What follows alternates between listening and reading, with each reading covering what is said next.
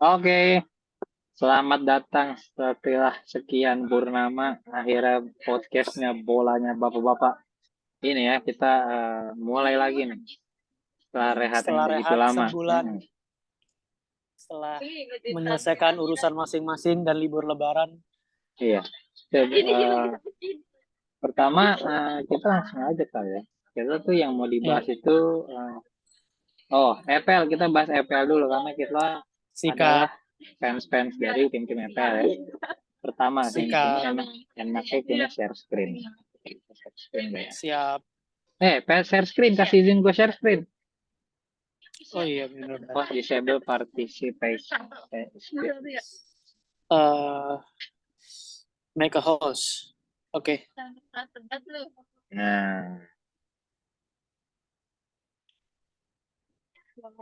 Nah, masuk ya. Masuk. Oke. Nah, sebentar. Nah, dari ini kalau kita lihat nih Man City 1-0 ya, Matt ya. Sebelum dimulai, City itu udah memastikan juara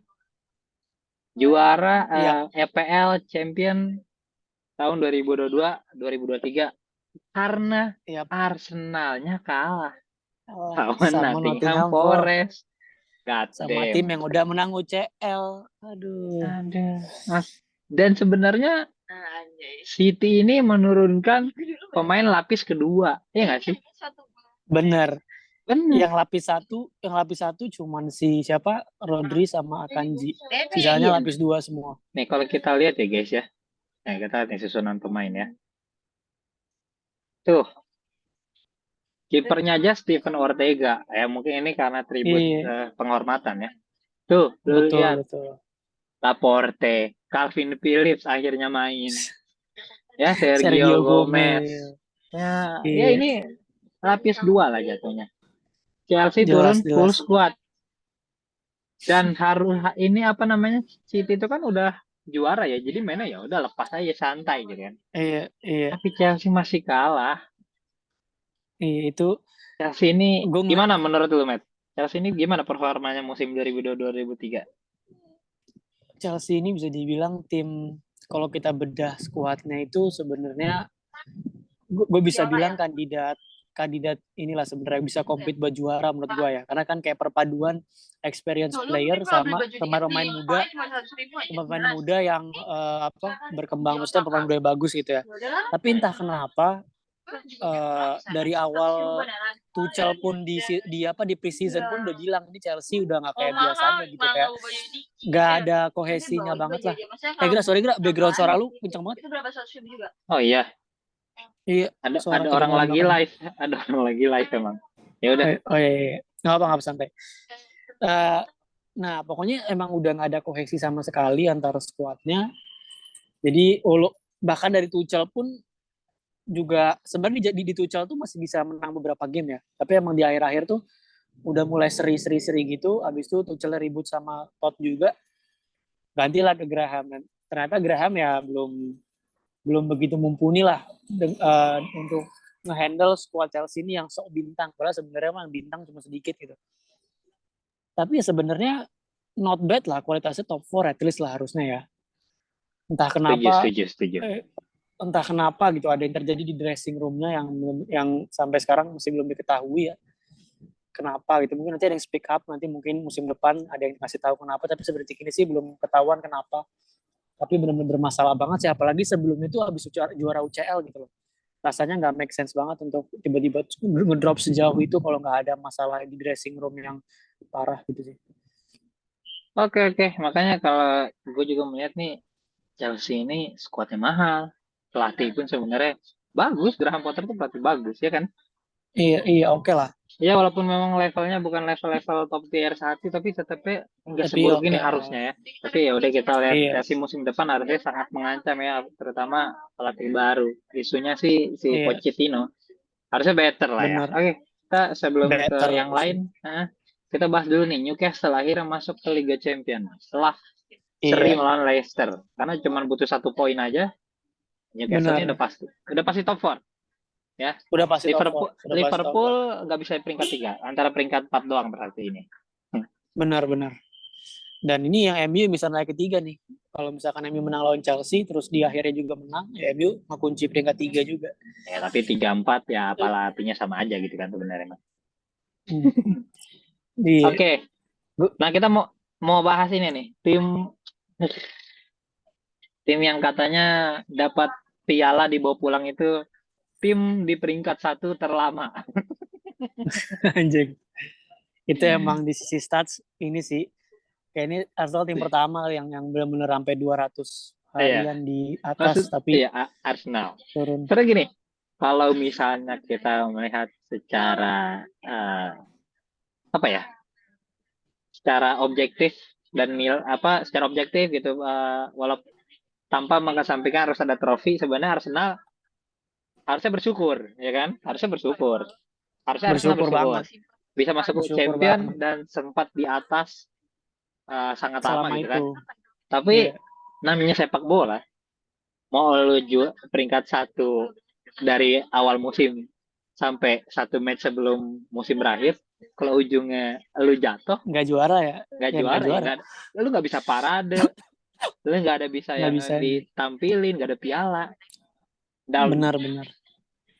kok sebenarnya gini, kalau ada yang bilang, oh fans Arsenal diem-diem aja kok, nggak ini nih. Terus mungkin di Indonesia kebanyakan begitu ya. Kayak kalau lu lihat di Twitter kita tuh kayak apa, stay down to earth gitu. Mungkin takut takut karena nanti kalau jatuh ini. Tapi kalau lu lihat di luar, terutama AFTV gitu kan, Iya, yang iya. Mister Itu ya. DT, mereka udah bilang, we're going to win the league. We don't scare Man Iya, City. iya. Who is Man City? Bahkan sebelum match lawan City, si yang siapa? Robbie ya. Robi. Robbie buat speech kayak presiden pembukaan. We must Iya, believe we going to win the iya, league. We gonna iya, defeat Man City. Dan beda banget iya. udah sampai sekarang. Iya. tapi Sebenarnya gini Sekarang gak? ada mata Sebenarnya kan? gini, kalau fans-fans luar itu mereka mulai benar-benar confidence itu setelah apa Arsenal comeback dari Bournemouth itu nggak yang 3-2 ya tahu. itu emang itu udah benar-benar ini banget lah, benar-benar confidence banget lah.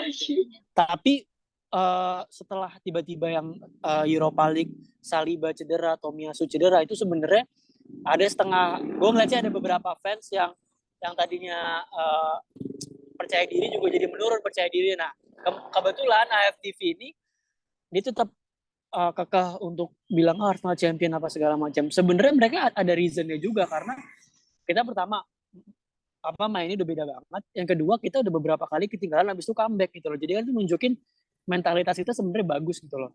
Cuman tiba-tiba setelah beberapa cedera itu, terutama Saliba banget ya, itu tuh bener-bener confidence Arsenal tuh turun banget. Bener turun banget.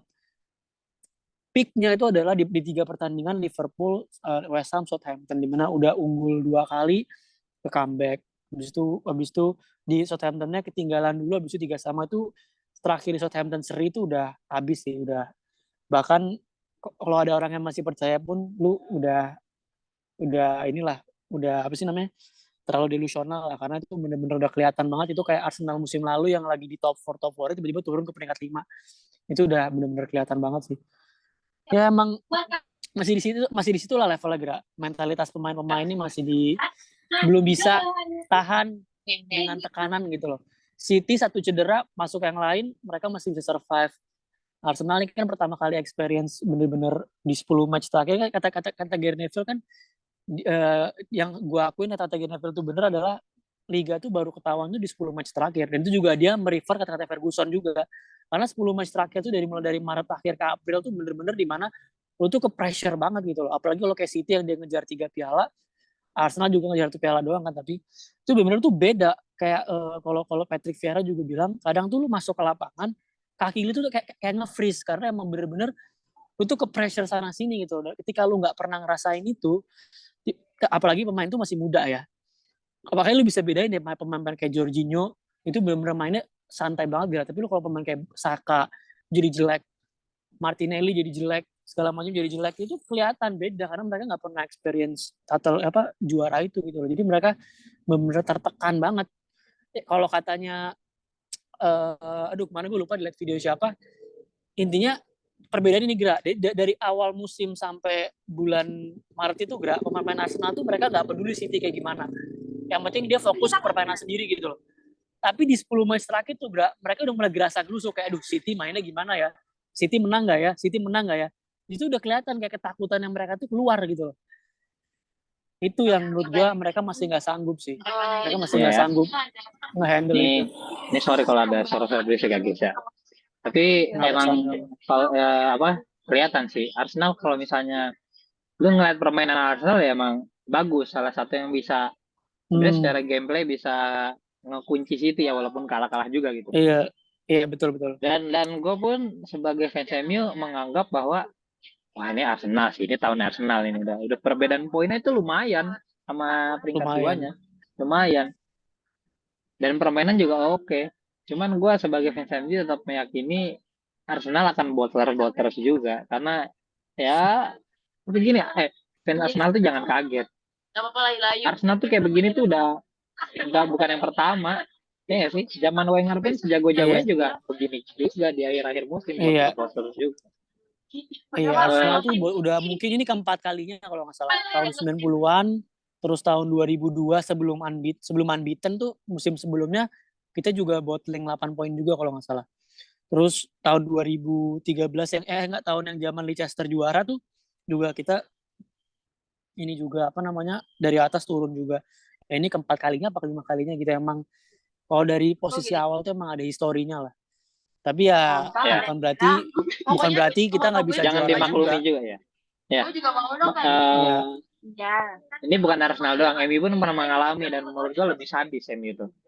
Yang City juara tuh, Aguero comeback. Itu itu sih. MU itu memimpin poinnya di atas. Cuman ya gitu seri lawan apa gue lupa waktu itu. Wolves juga apa gue lupa pokoknya. Kan gue lupa. Pokoknya seri kalah lawan tim-tim kecil. Poinnya tuh sama. Poinnya sama cuman beda selisih gol. Itu lebih sakit coy. Itu lebih sakit. Itu kita SMP ya. Itu gue merasakan sih itu. Itu SMP tuh. Iya. Gue. Iya. Itu benar-benar ini sih ya. Cuman ya waktu SMP mungkin nggak terlalu sedewasa sekarang ya. Jadi kalau sekarang mungkin lebih berasa sih sakitnya. Kalau SMP masih bocah-bocah gimana gitu. Walaupun tetap. Tapi kan waktu itu Fergie sebelumnya udah deliver banyak trofi dan musim setelahnya kan juara juga kan. Juara lagi terobati lah. Sedangkan Arteta ini kan masih kayak dari something to prove gitu loh, harus ada yang di prove kalau misalkan emang dia udah gua anggap pelatih bagus, tapi untuk lu masuk ke tataran elite manager lu harus menang big trophy dulu. Lu belum bisa masuk ke zonanya Pep, Ancelotti, Mourinho. Kalau lu belum juara liga yang besar, ya lu cuma pelatih bagus aja sampai sedetik ini ya lu pelatih bagus, tapi belum pelatih elit, belum pelatih top atas gitu loh. Nah lu belum juara ini. Ya satu-satunya cara untuk memaafkan, walaupun sebenarnya kalau dilihat dari komposisi tim ini emang City wajar menang, tapi tetap aja satu-satunya mengobati Arsenal ini musim depan juara atau lusa musim juara. Itu udah mutlak.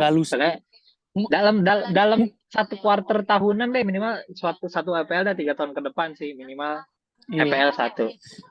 Iya. Tapi kalau bagi gue sih musim depan itu yang jelas gue pengen ada poinnya lebih banyak daripada sekarang. Pokoknya gue pingin kita tuh poin nyentuh at least 90 poin aja. Itu yang paling pertama gue pingin.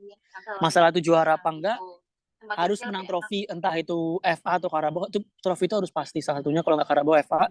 Terus di UCL juga at least sampai semi atau sampai quarter atau semi lah.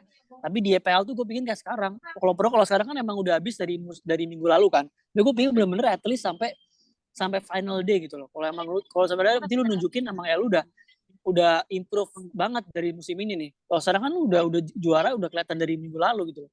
Walaupun secara poin ya sebenarnya City dari minggu lalu. Tapi kan sebenarnya dari match Southampton itu udah kelihatan City yang juara gitu loh. Ngerti nggak? Nah gue tuh nggak mau kayak gitu. Gue pinginnya tuh musim depan tuh kita benar-benar sampai titik darah penghabisan. Kalau nggak juara pun ya sampai match day terakhir baru ditentuin gitu loh. Kayak yang pas City juara yang Aguero itu kan itu bener-bener pemain MU itu udah selebrasi loh di kandang Sunderland. Tiba-tiba Aguero comeback itu bener-bener banget ya. Tapi Iya, tapi itu kan makanya. itu udah ya itu tapi itu udah apa ya udah gitu loh. Ya kita udah berjuang sampai akhir udah beberapa menit terakhir sampai injury time. Tapi kalau ini ya. kan bener kita kalau ini kan Kayak bener ada ini kayak ya kayak udahlah gitu ya. iya Itulah ada ya. yang udahnya gitu. Akhirnya sang gajah jatuh juga. Ya. Ini adalah berita menyenangkan untuk fans MU ya. Ingat ya, kita fans MU tidak merayakan kemenangan City, tapi merayakan kekalahan Arsenal. Jadi beda. Itu bisa fans MU aja itu mah. Akal-akalan fans MU itu. Oke. Kita ngeliat MU. MU menang apa? Potensi City treble dong. Potensi City treble. Nanti ya. Oke. Ini MU 1-0 menang lawan Bournemouth ya. Ya sebenarnya mainnya lumayan lah dibanding sebelumnya. Kalau kita ngelihat statistik juga tembakannya 20/10 ya, walaupun on targetnya 5 ini. Ya secara overall semuanya MU menang lah. Tapi cuma 1 gol lagi-lagi kurang striker. MU kurang striker. Udah nggak ada lagi. Kurang striker banget aja. Emang nggak ada striker. Rashford harus sayap ya. Terus benar. Alhamdulillah Liverpool harusnya kalah, tapi bisa comeback dari akhir sama ya. Dan yang paling lucu adalah Unai Emery masterclass itu. Good evening masterclass ya. Giant killer lah dia. Sama yang paling lucu ini ya, aduh Spurs, gue bingung apa yang mau dibahas ya. Spurs ya udahlah, Spurs are being Spurs kan. Spurs are being Spurs. Iya, Spurs. Oke, tadi masuk UCL pun yang conference pun nggak masuk ya. Iya, dia ada nggak tahu, gue udah heran dah. Oke, tadi ditanya ya, sobat-sobat bolanya bapak-bapak, potensi treble Man City. Gini, kalau di UCL, finalnya itu lawan Inter. Gue prediksi City juara UCL. 95%, 97 bahkan. 97% City juara EPL. Kenapa? Satu, udah juara EPL, ya kan? Udah juara EPL, udah apa ya? Ya udah, berarti gak ada yang dikejar lagi. Walaupun Inter juga sih. Inter peringkat berapa sih sekarang? 3 ya? Tinggal apa matchnya ya? Pokoknya kemarin Inter baru juara Super Coppa atau Coppa Italia gitu. Inter udah punya 2 trofi sekarang. Ya kalau misalkan kalau menang lawan City, treble domestik, bukan treble yang sama liga ya, tapi treble domestik. Ya, treble cup, bukan. Jadi kan biasanya kalau treble tuh ada liganya, ini lebih treble cup. Ya, UCL walaupun gue pengen Inter menang, tapi secara di atas kertas, secara objektivitas, secara squad, secara pelatih, secara duit, secara semuanya sih itu menang aja. City menang. Lu tanya fans Inter pun mereka pasti dalam hati ini mah City yang menang. Tapi tulus ya mereka. Iya, nothing tulus. Tapi di football everything happen kalau kata coach Justin ya. Everything happen. Nah, yang everything happen ini, yang 3% ini yang gue harapkan. Ya, ada mental ya DNA deh. Ya harusnya gue udah lah lu Inter main parkir bus aja nggak apa-apa. Main parkir bus aja. Incer counter attack atau minimal penalti, gue yakin bisa menang kalau penalti. Direkam ini jangan. Gitu sih. Halo temannya Rey. Halo. Ikut mini soccer enggak? Memet City menang. Ikut. Ikut. Ya, nanti dia ikut. Nah, ini nih yang bakal main bola sama kita nanti. Memet Tataka. Iya,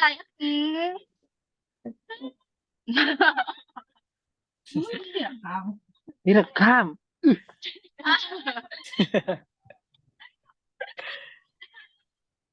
Ini bukan siapa-siapa guys, yang nggak kenal. Sana. Memet lagi apa? Tuh kan terus tuh di sini nih. Lagi apa ya? Sana Lagi dulu. aja Berarti lagi apa? podcast. Jangan. Ya gitulah. Gue berharap eh, Inter tetap aja Inter untuk save football kalau kata orang-orang. Walaupun itu lebay sih. Itu lebay. Cuman kita anggaplah City juara UCL ya. Dan Arsenal bakal jadi satu-satunya tim big club yang belum juara UCL. Sebenarnya Spurs kan belum Sama pernah, tapi Spurs. Spurs gak dianggap Spurs aja. gak dianggap. Spurs gak dianggap. Gue malas sama Spurs, udah lah gak bisa diharapin dia. City ya. Nah, yang satu-satunya bisa menyelamatkan football adalah Agra. FA nih. Nah, guys. Ini dia. Mana sih sabar-sabar ya. Ini dia. Final FA tanggal hari Sabtu 3 Juni jam 9 malam. Saya akan nobar bersama teman-teman saya ya. Ini adalah hari di mana MU akan menyelamatkan football dari duit-duit kotor ya. Ingat sampai saat ini City itu masih menghadapi 115 charge tuduhan. Nah, ya tuduhan sih apa? Bukan tuduhan, kalau tuduhan ya dugaan lah ya. Iya. Dan gue yakin ini MU akan menang final FA Cup. Semuanya record screenshot. MU akan mempercundangi Manchester City di Wembley. Wembley. Tapi ini sih kalau gue kasih prediksi 60-40 lah. Ya. Karena you never know in FA tuh bener-bener yang apa? Lo tim Mental. kecil aja bisa main bagus gitu.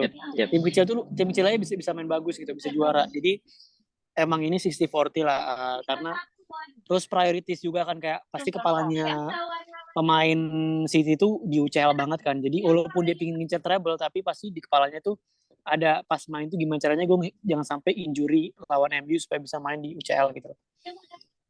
Iya, final UCL tuh kapan? Tanggal 11 ya. Oke. Minggu depannya ya. Jadi emang itu sih. Jadi mereka ya kalau gue sih yakin tetap City yang menang, tapi chance MU untuk menang juga lumayan besar gitu. Apalagi mereka udah pernah buktiin menang di Old Trafford juga. Jadi pola permainannya juga bisa di counter lah. Erik Ten Hag sama Pep ini masih satu sama skornya, dan ini musim ini penentuan ya untuk penentuan head to head mereka. Gue pun sebagai fans MU dan kalau lu memahami bola sedikit aja, lu yakin pasti secara di atas kertas itu City bakal menang. City bakal menang. Maksudnya skuad, pelatih, fasilitas, maksudnya semua itu perfect City. Di atas MU jauh menurut gua. Skuad sih nggak terlalu jauh lah. Tapi tetap di atas. Fasilitas, lu City U18 yang menang. Yang City terlalu bagus menurut gue sebagai klub itu perfect bisnis, perfect klub ya. Tapi lagi-lagi ini adalah Piala FA. Lu kalau ada yang ngeremehin Piala FA, lu gue pukul anjir. FA itu piala paling tua di Inggris, ya nggak sih? Kompetisi tertua di Inggris. Betul. Dan FA bahkan paling bahkan untuk beberapa fans FA itu lebih bergengsi dari Liga untuk beberapa fans ya. Benar, untuk tim-tim menengah ke bawah tuh biasanya karena mereka realisasinya FA dibanding Liga kan. Jadi mereka karena ini prestis banget karena finalnya aja di Wembley gitu. Finalnya di Wembley.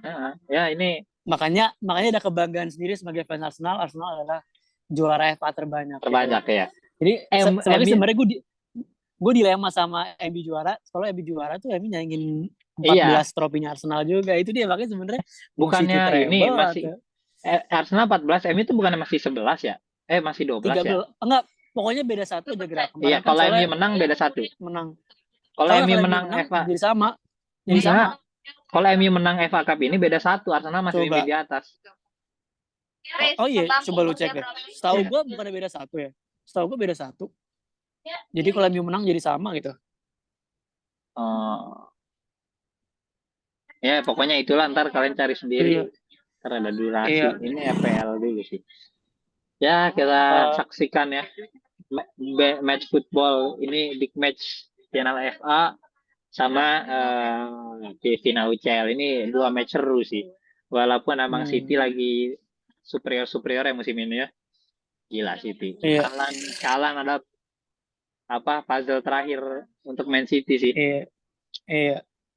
Aduh, ya. Terus ada perdebatan ini Gra, kalau City menang treble, kira-kira lebih bagus mana sama squad treble-nya MU. Menurut gue pertanyaan, ini gue setuju sama perkataan Noel Gallagher pas dia kan fans City ya. Tapi dia objektif melihat ini. Dia waktu itu di interview di Talksport. Dia bilang ya sekarang ini gak ada yang lebih bagus di antara duanya. Kalau misalkan sekarang City bisa menang treble, ya City jadi setara sama MU karena apa? Pertama zamannya beda, ya kan? Cara permainannya juga beda. Dan mereka mau sampai kapanpun pertandingan gak bakal bisa dilangsungkan karena beda era gitu loh. Jadi lu gak bisa menentukan siapa yang lebih bagus dari siapa gitu loh. Karena kan pasti karena permainan Fergie aja di tahun 99 aja sama tahunnya MU menang treble menang yang treble juga yang sama CR ya, yang sama CR Tevez gitu permainan MU di 99 sama itu aja beda. Menurut gue bagusan permainan MU di zaman CR yang CR Rooney itu pun karena sistem permainan udah beda. Di situ MU lebih agresif, lebih ini ya karena filosofi juga Ferguson udah evolve gitu loh. Ada sekarang kalau misalnya Ferguson dialihin ke zaman sekarang, mungkin aja Ferguson juga evolve lagi lebih bagus lagi gitu loh, ngerti nggak? Jadi emang nggak bisa dibandingin gitu loh. Oke. Gue punya argumen menurut gue dari Noel Gallagher tadi adalah fair point. Tapi menurut gue itu terlalu soft argumen. Gue akan bilang treble MU di 99 itu lebih hebat dari City. Ini ya treble-nya ya, bukan squad-nya. Bukan squad-nya. Treble-nya, momen treble-nya. Karena satu di musim ini City itu tim nomor 1. Siapa yang lebih dari City? Nggak ada musim ini, bener nggak? Bahkan Real Madrid tadi caur di Liga jelek. Barca juga di UCL jelek sampai turun ke Europa League, kalah sama MU. Finalnya cuma lawan Inter. Terus di Liga City itu saingannya cuma Arsenal, ya kan? Di FA oke lah FA. MU final lawan Munchennya Oliver Kahn, bener nggak? Benar. Iya, menurut dan persaingan liganya itu nggak kayak sekarang, masih geragas, cuy. Masih iya kan? Dari ini kita bahas dari UCL dan liganya. UCL-nya MU itu lebih susah lawannya dan MU itu kalah dulu loh. Comeback. Ingat ya, comeback. MU itu comeback. Ya. Comeback dan itulah Munchen lagi superior juga di tahun itu, Cok. Oliver Kahn. Dan MU 99 juga liganya juga lagi ganas-ganasnya juga, bukan yang kayak sekarang, cuman 2 ganti-gantian. Makanya secara momen treble, menurut gua treble MU 99 bisa lebih baik. Tapi secara squad gue nggak tahu karena gue tidak melihat MU 99 itu kayak gimana. Gue nggak tahu kalau jawabannya gue nggak tahu. Mungkin yang dibilang Noel itu kan gue nggak lihat tangkap juga sih. Mungkin yang dibilang Noel itu lebih ke secara squad sih karena tadi dia bilang squadnya emang nggak bisa dibandingin. Kalau ibaratnya nih, kalau menurut gue nih kalau misalkan lu mainin City sekarang lawan MU waktu itu menurut gue menang City karena pertama dari sistem permainan. Tapi kan kalau misalkan lu dibikin fair point, Fergie nggak mungkin pakai strategi yang kayak gitu pas lawan City yang sekarang. Pasti kan ada tweaks-nya gitu loh. Gue setuju. MU zaman dulu sama City sekarang menang City karena ya beda, Met. Satu teknologinya udah beda, latihannya udah beda, fasilitasnya udah beda. Jadi nggak bisa disandingkan. Emang nggak bisa di-compare, nggak bisa disandingkan. Tapi gue yakin lu bahkan setuju kan untuk treble di tahun itu, MU treble di tahun 99 itu lebih susah dibanding City treble di tahun ini. Lebih susah dan gue setuju lebih susah dan di saat itu juga pas MU menang saingannya juga lagi Arsenal dan Arsenal itu tuh menurut Gary Neville Arsenal yang bahkan lebih bagus dibandingkan Arsenal yang pas unbeaten. Jadi waktu itu zaman-zamannya kayak Emmanuel Petit, Patrick Vieira pas segala macam. Jadi emang ada Henry juga. Tapi emang katanya Gary Neville tapi itu Arsenal yang lebih fisikal, lebih superior secara fisikal dibandingkan yang Arsenal yang unbeaten gitu loh. Jadi emang lebih susah sih dan di FA-nya tuh kalau nggak salah menang lawan Newcastle ya. Newcastle juga zaman-zamannya Bobby Robson yang waktu itu Newcastle masuk UCL kalau nggak salah. Jadi emang zaman Alan Shearer tuh Newcastle zaman Alan Shearer. Jadi emang iya sih emang lebih dramatis, lawannya lebih susah. Tapi kalau misalnya kita ngomongin masalah komparasi squad itu menurut gua nggak relevan sih karena tapi kalau misalnya kita ambil jalan tengah lainnya ya emang Pep udah menang 2 kali lawan Ferguson tapi tetap aja kita nggak bisa ambil secara apa ya fair pointnya gitu loh kalau misalkan siapa yang menang karena dan itu pun menurut gue kalau seandainya kejadian pun itu tuh nggak bisa game yang lo mainin cuma sekali, itu tuh harus kayak NBA yang lo main 5 kali atau 6 kali karena itu tuh karena saking antara dua tim superior sekali match tuh nggak cukup gitu ngerti gak? Jadi perlu kayak karena kan kalau satu match bisa aja emang hari ini emang MU-nya lebih bagus, match 2-nya City-nya lebih bagus, perlu at least 3-4 game untuk ngebuktiin treble squad mana lebih bagus gitu loh karena saking bagusnya squadnya gitu. Tapi ya itulah sepak bola ya. Iya, ya intinya kalau gue rangkum begini, dan gue yakin fans City pun dalam hati pasti akan setuju sama gue. Mungkin secara squad, kalau squad saat itu MU, squad City sekarang, gue bisa yakin City bakal menang squadnya sekarang. Karena satu, ya City, ya zaman 2023 ilmunya udah lebih maju, fasilitasnya lebih bagus, udah modern, taktik udah berkembang pesat. Zaman dulu kan gak kayak sekarang. Iya. Itu, makanya nggak bisa dibandingin kalau menurut gue kalau squad, nggak bisa. Tapi kalau lu tanya momen treble-nya lebih berkesan mana? 99 lebih berkesan. Iya. Itu lebih karena susah juga untuk momen dramatisnya juga lebih banyak. Ya udah, ya. Tapi kalau tinggal yang ya si Pep ini kan udah quadruple ya sama Barca ya di Barca. Six tuple malah. Six tuple ya. Itu udah gila sih. Kita doakan football diselamatkan ya. Nah, ini mungkin udah di penghujung ya, Mete, kita harus penutupan ya. Udah 5 menit juga. Iya. Ada si saudara Jiji belum masuk ya. Oke. Mungkin ini kita bahas tentang FPL dulu ya. Iya. Thank you yang udah nonton. Jangan lupa kita di komen-komen, di like, diberi masukan, itu boleh banget ya. Kalau terhibur atau apa-apa. Gua Ray dan Mehmet undur diri. Semuanya terima kasih. Ciao. Ciao. Dah. Udah belum sih? Ini baru.